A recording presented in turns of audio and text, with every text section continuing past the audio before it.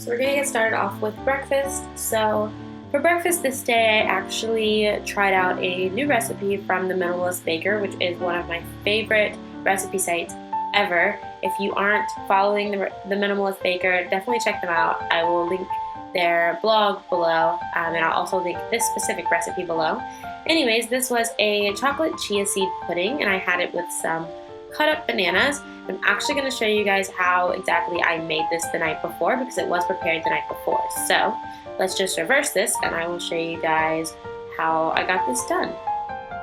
So this is a super simple recipe. I just did about 1/3 a cup of black chia seeds. You can use any kind of chia seeds you like. You can use white chia seeds or black chia seeds. I just used black chia seeds because that's what I had on hand. It honestly doesn't make a huge difference in this recipe, so use whichever you have on hand. So about 1/3 cup of that. And then I added about 1.5 cups of almond milk to the chia seeds, and they're in a Tupperware container right now. We're going to switch containers in a little while, but that's what I have them in to mix it. So I'm just using unsweetened vanilla almond milk. Mine is from Blue Diamond. Almond Breeze, which is my favorite almond milk ever. I don't really like silk almond milk. It tastes weird to me, so this is the almond milk that I am using. So like I said, I'm just adding about 1.5 cups to the chia seeds.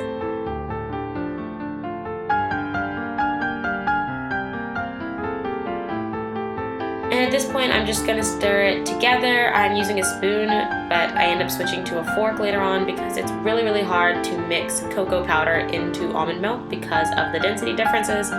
So I do switch to a fork later on. I recommend using either a fork or a whisk would work the best to mix this together. But I'm adding about 1/4 cup of cocoa powder.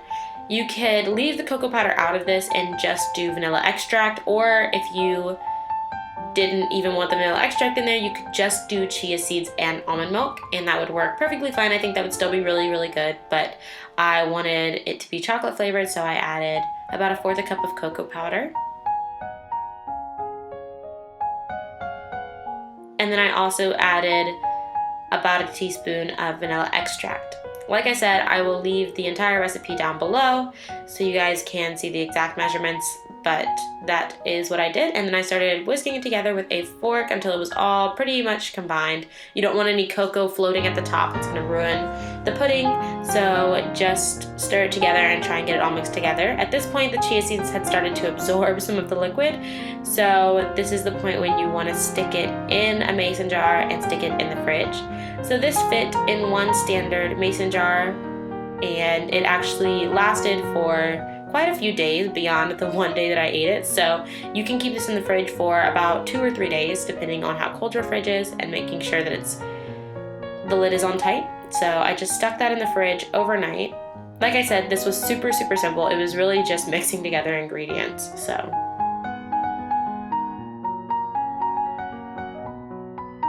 then when I woke up in the morning, I decided I wanted some coffee, so I used my mocha pot to make espresso. I used Cafe Castello espresso, and I just did about 2 cups of water and 2 tablespoons of coffee to match.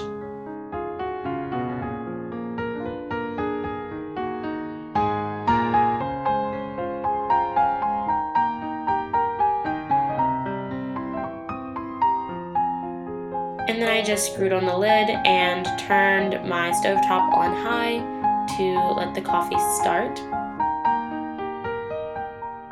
And while the coffee was doing its thing, I went ahead and started to blend my chia seed pudding. You can leave it unblended if you like the texture, or if you don't want to add any sweetness, you can leave it unblended, but I wanted to add some sweetness, so I added about 6 pitted dates.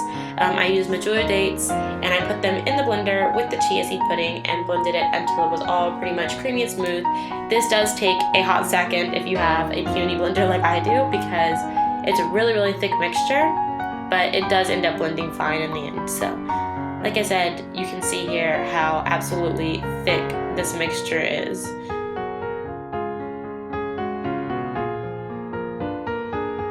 So I put that in a bowl, and I ended up mixing a little bit more almond milk in with it.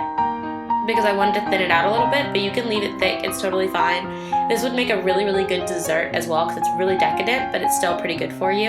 So yeah, that was the chia seed, and like I said, I'm gonna stick the rest in the fridge for leftovers. And then I ended up slicing up a banana and putting that on top of my pudding for breakfast.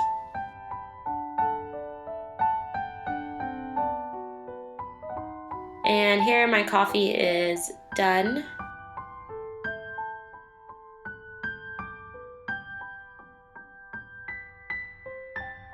So I'm just adding my bananas onto my pudding. I wanted to make it look pretty, but clearly that didn't work because I was doing it with my left hand and I was doing it one-handed. So it didn't turn out as nice as I wanted to look, but it still tasted great. So that's all that really matters.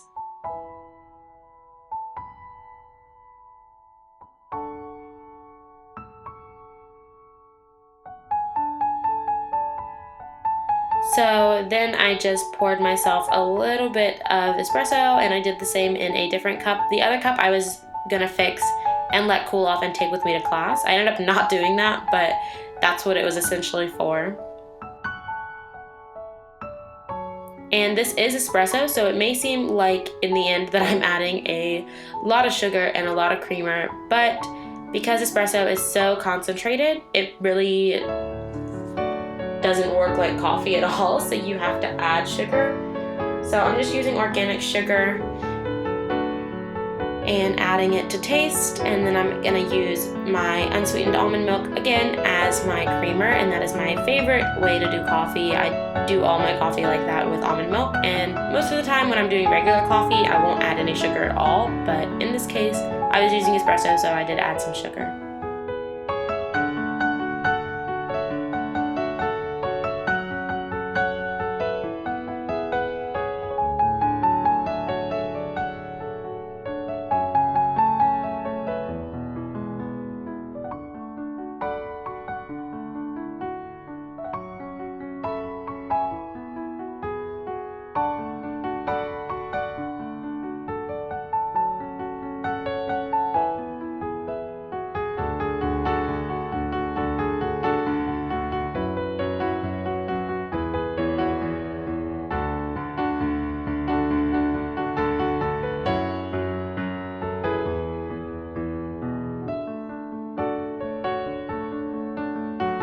And that was my breakfast that morning.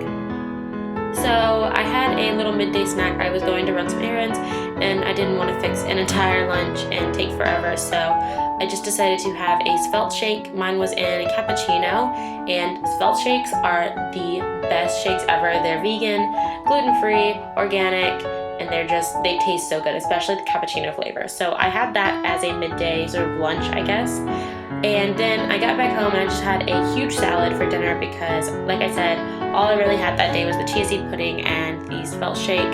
So for my dinner, I decided to cut up some avocado, cucumber, a few hard-boiled eggs, and some chicken that I had meal prepped the night before for dinner. So that just went on a bed of romaine lettuce, and I added some Greek yogurt, Opa, which is my favorite brand, ranch.